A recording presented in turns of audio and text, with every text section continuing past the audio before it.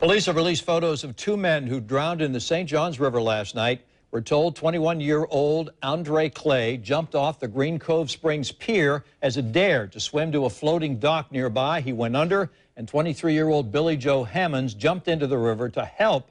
Both never resurfaced. A witness called 911 today. He spoke with Channel 4's Heather Lee, who's joining us now live from the pier. Heather? Well, Tom, he says after he dialed 911, he frantically searched this pier for some sort of flotation device, something that he could throw out to those two men in order to help them, but he could not find anything. But police say there are plenty of signs out here warning people not to swim because of the dangerous current. Sleep is not coming easy for Mark Stutzman. I keep processing what more could I have done. Was there anything else I could have said to him?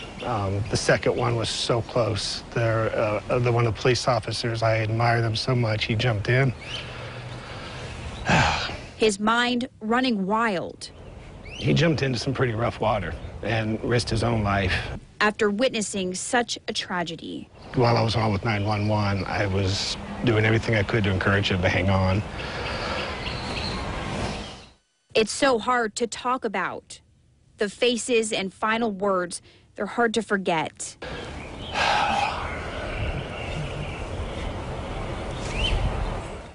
Those fleeing minutes, just agonizing. Yeah, the girls were calling out to him, and his name was Dre, and he was obviously in a lot of trouble.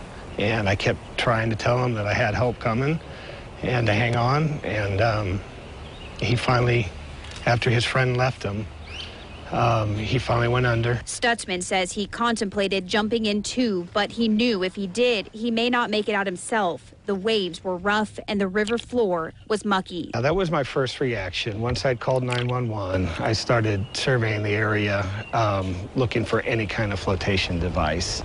And it was very frustrating at the time that I couldn't find anything.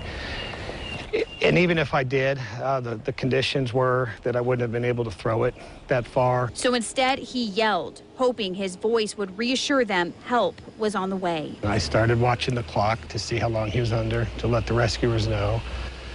And after he had been down for 3 minutes, the rescuers showed up, and they were there to see the second one go under. 2 lives Stutzman wished he could have saved.